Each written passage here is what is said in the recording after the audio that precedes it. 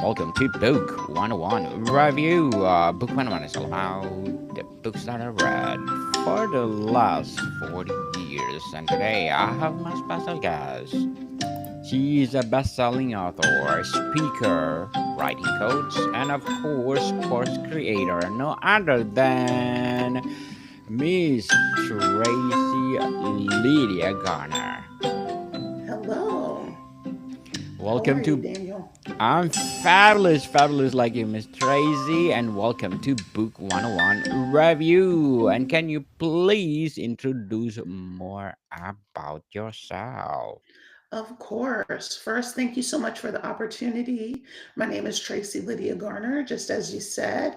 I am in the Virginia area, Northern Virginia, just outside of the DC metropolitan area. I've written 21 books so far. I love writing, it is a wonderful outlet for me. I actually have a disability, and I was diagnosed at 2 years old with my muscular dystrophy, and I started using a wheelchair in elementary school. I got my very first wheelchair when I was in elementary school, and writing always helped me to cope with things that I couldn't change. You know, they say you should accept the things you cannot change. Well, it's easier said than done. So, writing just gave me an outlet. I really didn't start writing until college, but I always remember contributing to even my elementary school newsletter and doing stuff like that. And always was encouraged to write by a lot of my teachers. One in particular really encouraged me in the 11th grade, and I'm still in touch with her today. She was a wonderful English teacher, and I had the best English teachers who just encouraged me to write. And then when I went to college, that's when things really got tough.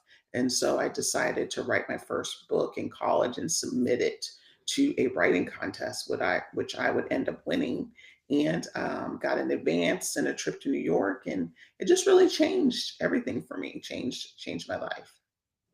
Miss Tracy Lydia Garner, thank you so much for sharing your books to the world. So, what makes a book idea marketable and likely to become a bestseller? Well, there are a couple of things. One thing is just the concept or the idea that you have. You want to make sure that it resonates with a lot of people, at least, one large group of people. Like for me, I'm writing about romance. And while people may not always admit that they like romance, everybody loves the idea of being loved and being valued and being validated. I mean, that's one of the themes in just my writing career is just when I wrote something, having someone validate me and say that this is really good and to encourage me. So I'm writing about, a very specific topic, but about people finding love. So the first, thing is just having a solid idea and mine are about relationships and overcoming adversity and family. So you want to have the themes that people are looking to read about in your book, I would say is the first thing to making a bestseller, and really solidify your idea, and try to get different people to read it before you put yourself out there, either beta readers, not your family and friends who already like you and love you, but people that are actually readers, other readers who read, a book in a week or a book in 2 days, just real people that devour fiction or whatever you're writing. If you're writing nonfiction, then you want people who read nonfiction to read your book. So that's almost like testing your idea and making sure that it is valid, and if they like it, and then implementing what they say. So many people get a lot of advice about their books, but they don't actually change them to reflect what people have said should change. And you don't have to agree with every change that everybody puts on your book. A lot of people, just because people read a lot doesn't always make them good writers. The concept and the idea has to work, but put in the changes and the edits that people have said, especially if more than one person says it.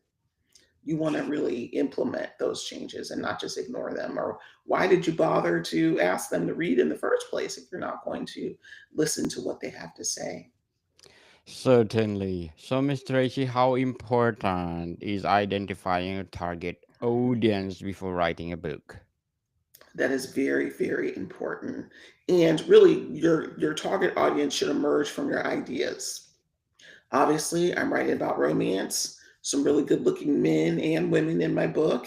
And so that means my target audience is mostly women of a certain age, anywhere from the late 20s to probably even older now, 30s and 40s. People who have disposable income to buy books, not going for the college set necessarily, but you can. Of course, there are some college people who love reading books, and people get books in more ways now, like Overdrive and Libby and even Hoopla. So there are more than one ways, but you want to make sure that they have the time. So the older working women, and even people who are retired now, that is the target audience because they have the time and they have the desire and they have the income to in order to afford what really is essentially a hobby of reading. Certainly. What are the key elements of compelling book title and subtitle? Some of the key elements of titles is just making sure they're not too long, making sure that they kind of embody what the book is about.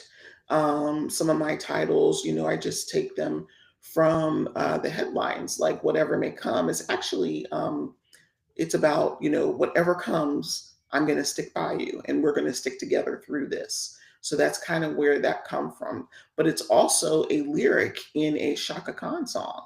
So it's through the fire, through whatever come what may. For the chance to be with you, I'll gladly risk it all is the song lyric. And so I listen to actually country songs are really good for titles. Almost any song, R&B, hip hop, and but country music and R&B are going to be the main places I get my titles from. And so just listen to the lyrics, or you just don't even have to listen to them. You can just go and read the lyrics and you'll probably see something that resonates with you. And the other thing is, don't, I would say not more than 5 words. Um, you know, you don't want to make it too long. You also have to think about the book layout.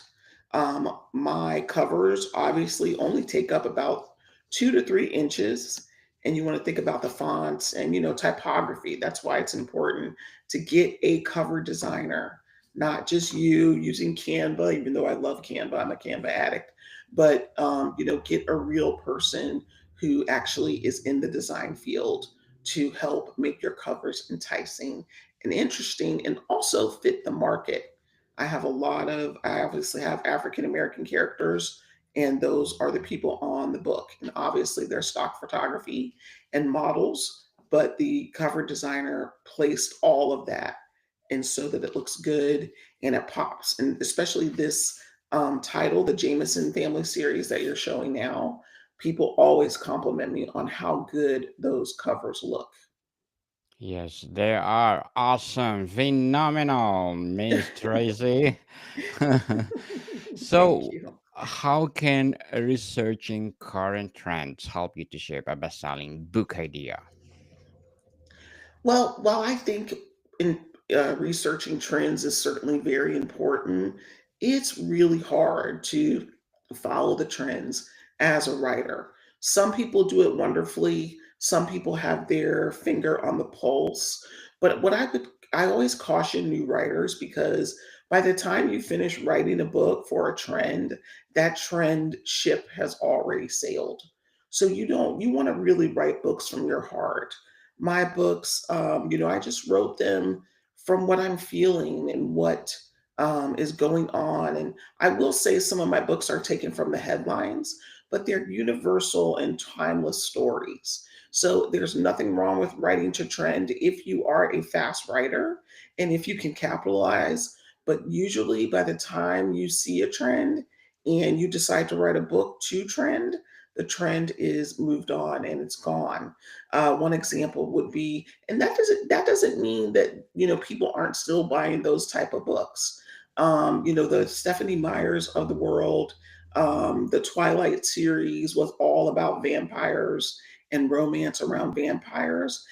that while that trend and the popularity has sailed, there are still a huge market of people that still want to read vampire romances.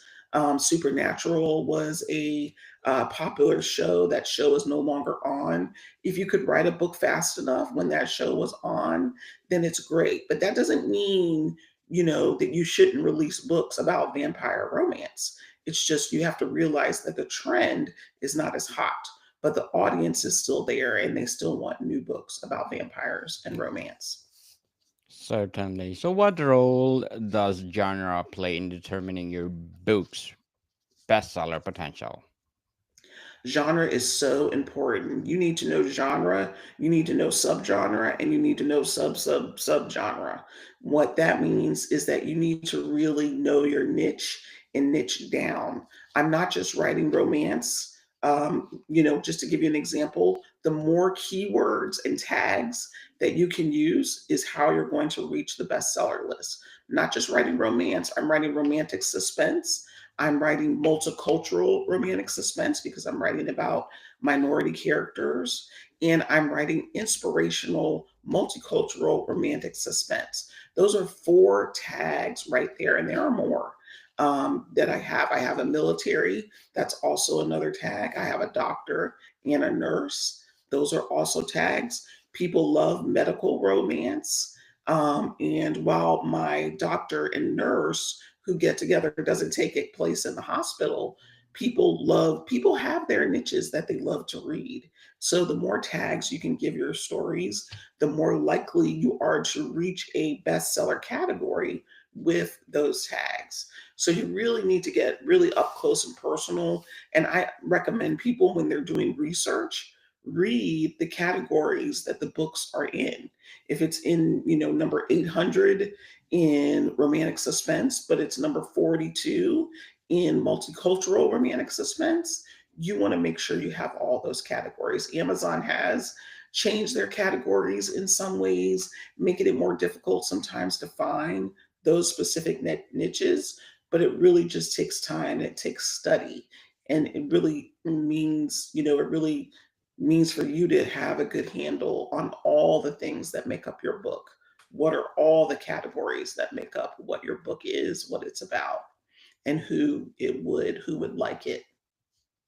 Very well said, Miss Tracy. Beautifully articulated. So let's talk about the writing process. What writing habits or routines help authors stay consistent and productive? Yeah, for me, it's just really sticking with the story. One of my books that's releasing soon, I did National Novel Writing Month, NaNoWriMo. That is a month in November every year where lots of writers sign on to the website and try to write at least 50,000 words in a month. I actually wrote 50,000 words in 13 days. And actually, on my Instagram, I have some tips about how I think I was able to write so many words. And I ended up writing about 82, 83,000 words on that book in 30 days. So it's just, you need to keep your head in the story. Think about it every single day. I think about my characters, what they're doing. I'm playing out scenes in my head so that I can, just sit down to write because I played it over and over again in my head. I keep notes, keep a notebook. You never know when the ideas are going to strike. I also want to honor the ideas when they strike. I don't want to ever not have a pencil and paper to write them down. Or you can use your phone. You always have your phone with you. You can whip it out, send a note to yourself via email, or you can use dictation in things like Google Docs and Microsoft Word. So there's no reason for you to be away from your story, even while you're doing other things. Sometimes I'll even dictate a scene anywhere from 1,500 to 2,000 words, sitting and waiting for the doctor's office. I have been early to my doctor's office. I didn't want to go in right away. I knew I was early. So I never have idle time. while I was waiting for my appointment to start, I whipped out my phone and dictated about 3,000 words for the scene. And I just sent it to myself. I didn't have to have the manuscript open. I was just able to send it to myself and to, open it when I got home. So I didn't have to fuss with it. And I don't take my manuscript out of the house. I usually leave the master document on my computer at home, and I'll just send little notes to myself via email. And there's all kinds of notes apps that you can use now anywhere: Notion, Evernote. There are just so many that you can use, and you can just use Google Docs, which is free. And those other two I mentioned are free too, but they do have paid versions. So stick with the story, keep the story front of mind, and you'll always be able to sit and write when you have time and when it's time to sit down and pull up to the computer and write. So, Miss Tracy, how role does the book cover play in attracting buyers? Oh, it's everything. It is 100% the very first thing. Before readers get to know you, they only see your book cover. It's almost like an employer seeing a resume. They only get to see you when they see the cover, and if that entices them, they'll pick up the book, turn it over, and read the synopsis. So that's the second thing that has to really work as sales copy for you. If the synopsis is not intriguing or they don't like the storyline, book goes back up on the shelf and they'll keep looking and find somebody else. So you want to make sure the cover is enticing, and then you want to make sure that synopsis does a good job. And I tell a lot of people too is that, your synopsis only needs to focus on one angle. Your story may be multi-layered and have three different things going on. My stories are multi-layered. There's the love interest and the relationship that's trying to happen, but there's also villains and other people who are trying to get at the couple and do something to them.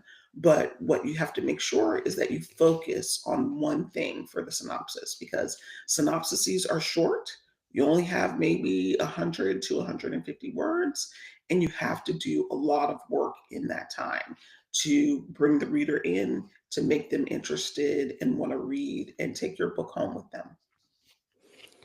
Very well said, Miss Tracy. So, what would be your advice for those people out there want to write their own stories, novels, memoir, or any kind of Yeah, things just to that they want to write? study. Sure, whatever you want to write, study what's already out there and really try to pick it apart. Read a story or even read the first few chapters and ask yourself, would I keep reading this in its entirety? Do I like it? Is it interesting? What makes it? Is it a bestseller? You can look that up in different stats and different book scan and other programs and software that's available for you. You can see how it's doing in the market, and then try to think about and then watch interviews of those authors.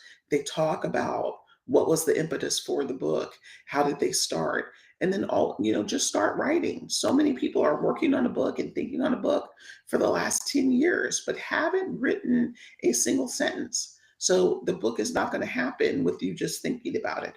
You have to take the time, make the time to sit down and write it. You have to put the words on paper, and then you'll have something to work with. Then you'll have something to fix and to make better and to keep enhancing as the days go on. So it's really important. Study the greats and then try to emulate them, but also find your own voice.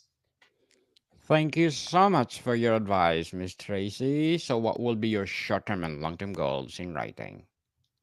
My short term and long term goals right now, I'm finishing the fourth book in this series, the Parker Brothers series. It's about five adopted brothers, how they all come home to bury their adoptive mother. I'll be finishing that. I really hope one day to write a play. I have some various iterations of a play of a struggling writer, so it's almost a little teeny bit autobiographical. I hope to do that, and I really hope to work in so many genres. I want to write poetry. I started writing poetry before I started writing full length novels. And it's just been an awesome journey. I want to kind of be like, there's nothing wrong with being like Beyonce, who writes in all genres, releases music in so many genres, and just recently, killed it in country. So I think writers can do that too. We can skip around, we can try different mediums, and I really hope to get some of those other mediums I have off the ground in the near future. And a children's book, forgot about that. I already wrote two children's books, and I'm working with the illustrator now to get those completed and release those hopefully in the fall, but we'll see. Good luck to your goals, Miss Tracy. Thank you. So let's talk about sales and longevity. How can authors get their books on bestseller lists like Amazon, New York Times, or the USA Today? Yeah, what's important for authors to realize is that you can't be a one hit wonder. People read so fast, they're done with your book in a mere days. Depending on how long your book is, they're done with it in hours. And that can put a lot of pressure on writers, unfortunately. I know it does for me. I'm like, you better go back and read that book again because I don't have anything that's coming out right now. So go back and read it a second time and read slower. So you can have angst about your books and how long and how quickly you're able to release them. But every time a reader reads your book, if they liked it, they are looking for the next one. So as a writer, your job is to keep writing and to keep releasing books. And just by you releasing books, there's even a book called Rapid Release where you release, a number of books kind of close together, anywhere from once a month to, 3 months apart. You really want to do that. And the other thing with that is I caution writers to wait. If you just have one book and you've made it, as spectacular as you can and it's ready to go, don't release it yet. Wait till you have finished or are at least near finishing book two and three before you release one. And I know that it's hard not to get excited about releasing that one book, but you don't know when you'll finish book two. And it may be a year, it may be 2 years, because life happens to all of us. And that's how long it'll be between books. And you don't want to do that. You really earn money and you really have longevity in the business when you keep releasing projects because people read one, they discover you, and they're already done with that one and looking forward to the next one. So keep writing, keep releasing, and then maybe hold some of your books until you can release the second and third closer to the first one. So, Miss Tracy, what are the most effective marketing strategies for launching a book to bestseller status? There are so many strategies. What I tell people is to do things that are easy for you and resonate with your personality. Like, you don't want to have a book launch party if you're an introvert. People will probably say, oh my God, she was so stuck up, and that's because that is not your best light. Do a podcast tour. That is a wonderful way and low hanging fruit that people don't realize they're easy to get on. There's so many of them, hundreds of thousands of podcasts, and you could do videos where you get to record and you could have somebody edit them for you. Whatever you can do, social media. You don't even have to show your face on social media anymore. You could do voiceover, or you could have someone do voiceovers for you. So while there are so many things, I love live events. I've had a launch party where I had 100 people attend, and that was really, for me, I loved having people come, but it was really to motivate me to get out there and talk about the book. And I love doing live book signings. I had festivals, fairs, anywhere, you can do it at book signings too. You don't have to have a traditionally published book to get into the bookstores. You can sell your books on consignment where you do a split of like 60-40. And some of my books are not in the bookstore, and I've done sold at Barnes and Noble and whatever bookstores are still available now. But there's so many different ways people are thinking outside of the book. You can get on Book Talk. You can find influencers now who you can pay and they will promote your book for you. So there's just a number of ways, but I recommend people choose anywhere from 5 to 8 ways that they like to do and work those ways consistently. The other thing is consistency. People are not consistent. They'll make a post over here. Even me, I have days and weeks and months and years where I am not consistent. You'll see one post in January, you won't see another till October. So, you want to be active. If you're going to use social media, you want to be active and consistent on it. And, follow what people are doing, make that your own. Whatever they do, they show a clip or they do a voiceover, you can do that too. There's no copyright on the content that people are putting on social media, unless it's their own words. But that video ideas that they're doing, everybody's doing those and repeating them. So do them for your own book. But whatever you do, make sure it's within your personality. Yes, indeed. So, Miss Tracy, before we wrap up our discussion for today, I'm inviting you to please do listen to my other podcast, Food 101, in its fifth season, people, fifth season with Chef Alessandro, one of a specialty chef in one of the five-star hotel in downtown Toronto. Please do listen to our latest episode. We are reading our letter senders all over the world. So please do listen, Food 101, wherever you listen your podcast. So, Mr. Tracy, what are strategies can help a book stay relevant and continue selling long after the launch?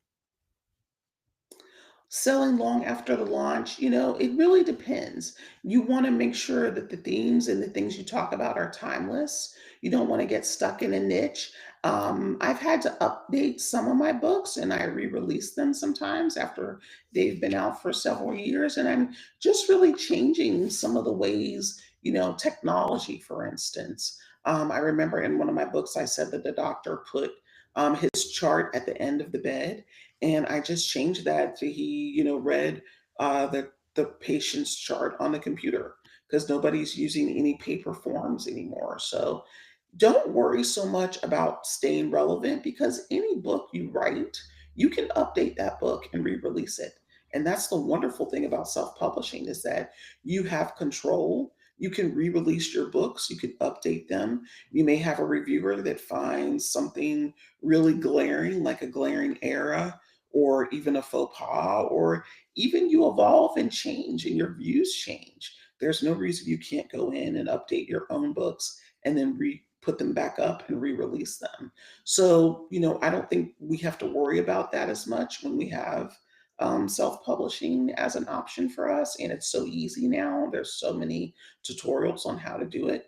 But I would just say when you're writing from the heart, when you're writing about issues of today, those issues are recurring. Even in the Bible days, people are rewriting biblical stories with a modern day twist, but the stories kind of remain the same. It's still about the same issue, it's still about the same trauma. They've just taken some current event and turned the story into make it relevant for today's reader. But the issue hasn't really changed. It's still the same issues that we all face, and it's just a human condition that we all go through many of the similar things. It's just that we all handle it a little bit differently. But you can change your books and update them in any time. Miss Tracy Lydia Garner, thank you so much for sharing your knowledge to the world. So, can you please invite our listeners to support all your books? Yes, definitely. Just go to my website at traceegarner.com.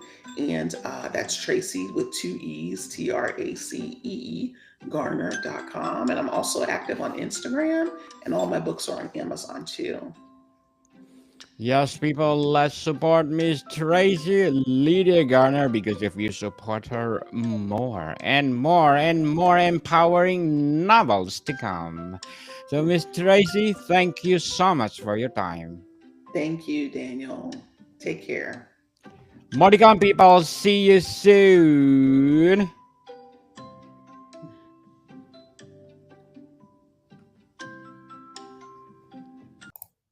So, Miss Tracy, will you be my